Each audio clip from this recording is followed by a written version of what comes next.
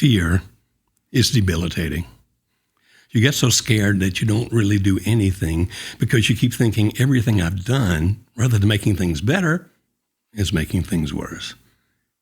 When we talk about relationships, we often find that there are people who could do something about the relationship if only they weren't afraid. Not afraid of how your spouse might react, not afraid of the fact that you might mess up, not afraid that other people that you care about might judge you badly. In other words, the fear stops them. They just shut down and really do nothing but hurt deeply inside. They may pray, they may wish, they may want, but there's no magic genie coming out of a bottle. If you're going to change things, then something has to change. And believe it or not, the only thing you can change is you. So rather than living in fear, which is killing you, making you doubt yourself, making you wonder if you have good sense, sometimes asking yourself, am I crazy? My spouse seems to think I'm crazy. Am I really? Then what do? Well, don't feel badly that you don't know what to do, and don't feel badly that right now you're stymied in fear. We talk to people every day from all over the world, and that's not an exaggeration, who are just as locked into fear as you are. And because of their fear, their marriages that they really desperately want to save continue to get worse. And although they are not intending to, the things they wind up doing that they do out of fear actually tends to make things worse. So that rather than doing things that they believe will save the marriage, but they're not saving the marriage, they're really doing things to make the marriage even worse. And that could very possibly be you. Does that sound like you?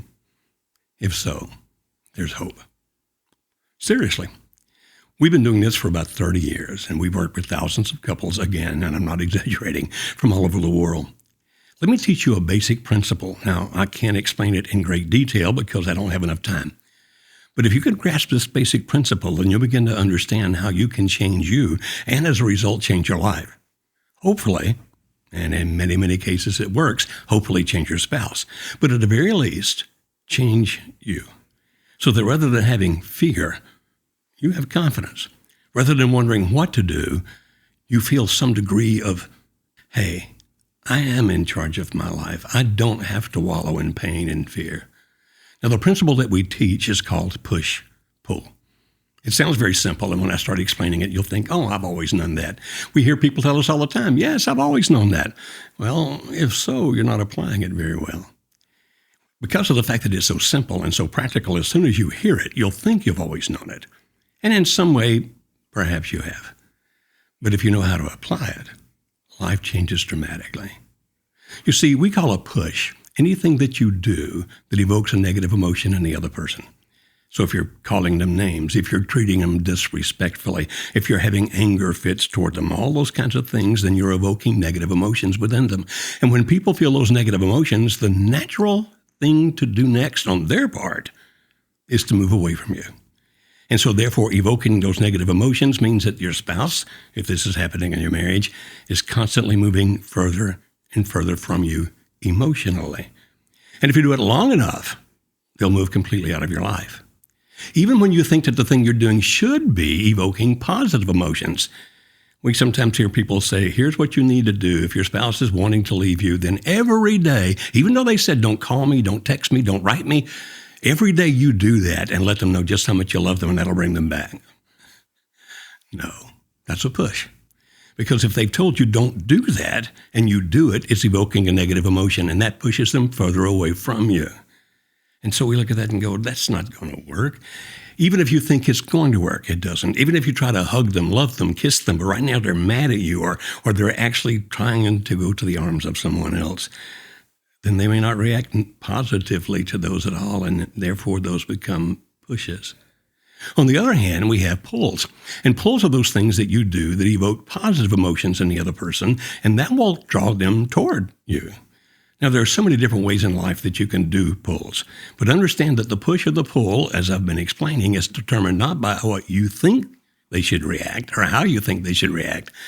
It's determined by how they feel about what you do.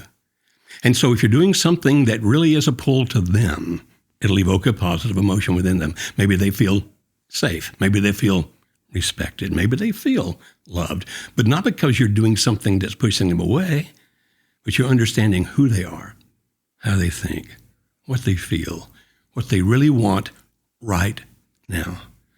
You might be thinking, wait a minute, Dr. Beam, what if my spouse is in love with somebody else and I'm doing everything I can to bring him or her back by telling them how wrong it is and maybe trying to guilt them a little bit and talking about how our children are hurting? If they are really trying to leave you for somebody else, they're probably hearing all those things as pushes. Why? Because it's evoking negative emotions within them. Why? Because probably deep down inside themselves, they know what they're doing is wrong. So you say, so this simple principle of push-pull can be kind of complicated in the way it's applied? Yes, it really can. So we encourage you. Don't listen to people who love you but don't have the knowledge to help you understand how to do this. Because in their love, they'll give you advice that they give because they genuinely care about you and your happiness. But the advice will wind up being pushes toward your spouse if you follow it rather than pulls. You want to talk to professionals who understand this. We're ready to help you. If you click the link in the bottom of this video, it'll give you a way to contact one of our intake specialists. If you've been listening to what I just said, you understand that while the principle is extremely powerful, and we have seen it save marriages that nobody thought could be saved, people ending affairs that nobody thought they would end, people coming home, even people finally getting help for their addictions. If that's what you want, understand that your situation is unique. We don't have a one-size-fits-all. And so if you contact our intake specialist through clicking that link, he or she will not be a counselor, not be a therapist. They're intake specialists. You say, what does that mean? They're going to listen. And after they listen to your situation and what's going on with you, they're going to suggest the service that we have that can best help you because you understand it's different for every person. Now, we hope that you do that. It's your decision. But my question is this: why do you keep doing the wrong thing or quit doing nothing when you really do love this person and you really do want to change what's happening and you know good and well you can't change them? So all you can change is you. We want you to know how to do that. We want to help you learn how to do that and hopefully help save your marriage. And you know what? Even if, God forbid, it didn't work just that way, you're going to be a much stronger and better person. But our goal is to help you save that marriage. And we have a remarkable success record in helping people do just that, not by counseling or therapy, but by helping you understand principles like push and pull in certain and specific situations and other principles just as valid. Please, don't wait. Don't be miserable. Don't keep doing the wrong thing. Please, let us help you. Contact us now.